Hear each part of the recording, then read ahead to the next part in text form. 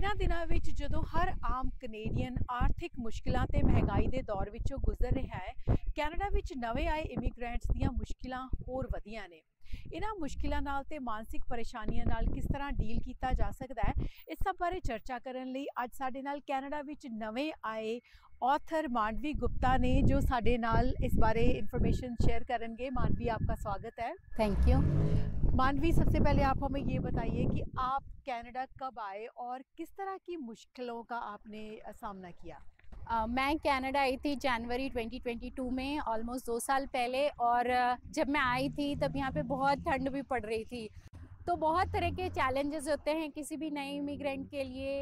एक तो मेंटली मुश्किल होता है क्योंकि हम सारा घर, फ्रेंड्स, अपनी जॉब, सेटअप, पूरा घर सब कुछ छोड़कर यहाँ पे आते हैं, तो पूरा एक तरह से ज़ीरो से शुरू करना होता है। मानवी, जैसे अभी इन्फ्लेशन है और कई तरह की इकोनॉमिक डिफ़िकल्टीज़ भी चल रही हैं, क्या आपको लगता है कि जो नए आए इमिग्रेंट्स हैं उनकी मुश्किलें कुछ अलग हैं या यूनिक हैं? बहुत ज़्यादा अलग है, क्योंकि मैं जितने भी लोगों से बात करती हूँ आज की डेट में, जैसे मुझे लगता है पिछले 4-5 सालों में आई थिंक पोस्ट कोविड काफ़ी चेंज हो गया है सिनेरियो। उसके पहले जिन लोगों से जो लोग यहाँ आए थे वो बड़े खुश थे और बहुत पॉजिटिव मोड पे आए थे, और उनको लगता था कि हाँ, बहुत सारी पॉसिबिलिटीज़ हैं, बहुत सारी अपॉर्चुनिटीज़ हैं और बहुत कुछ किया जा सकता है। पर आज मैं कुछ लोगों से बात करती हूँ तो शायद पॉलिटिकल सिचुएशन, जैसा कि आपने भी बोला, उसकी वजह से बहुत ज़्यादा प्रॉमिसिंग नहीं है चीज़ें।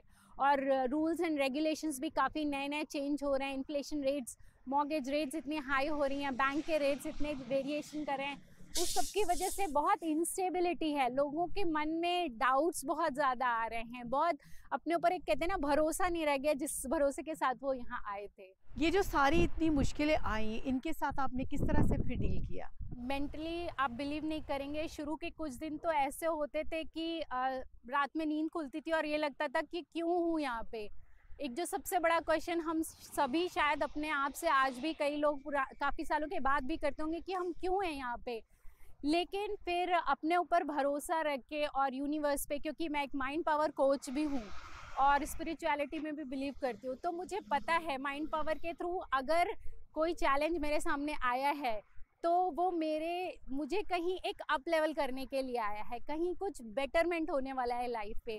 तो उसी आइडिया पे होल्ड करके, और जितने भी माइंड पावर की जो टीचिंग्स हैं जिसको मैं खुद फॉलो करती हूँ, मैं अपने स्टूडेंट्स को भी सिखाती हूँ, तो वो जब एक थोड़ी थोड़ी मैंने टेक्निक्स फॉलो की, और उससे मैं जितने भी मेरे चैलेंजेस थे, फाइनेंशियल, जॉब मिलना, फिर एक फैमिली का सेटअप होना, एक कम्युनिटी से जुड़ना, फिर धीरे धीरे वो सब करते करते वो सब अपने आप जुड़ता चला गया। आप अपने परिवार के साथ मानवी यहाँ पे आई थी, तो आपका बेटा भी आपके साथ था, तो उसको किस किस तरह की मुश्किलें आई और किस तरह से आपने फिर कोप किया?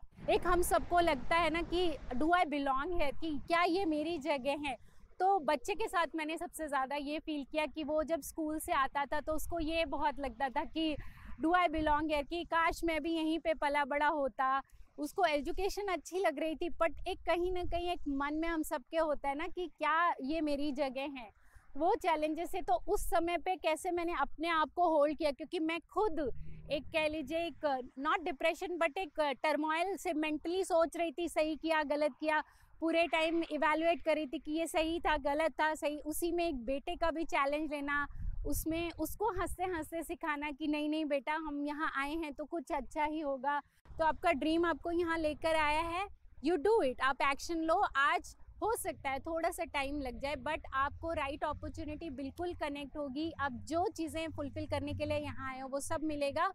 एंड डेडिकेशन मेंटेन करिए, अपना डेडिकेटेड रहिए, रेगुलर रहिए। आपका परसिवेरेंस आपके हार्ड वर्क के साथ आपको बिल्कुल हर ऊंचाइयों तक लेकर जाएगा। लवीन गिल, ओमनी न्यूज़।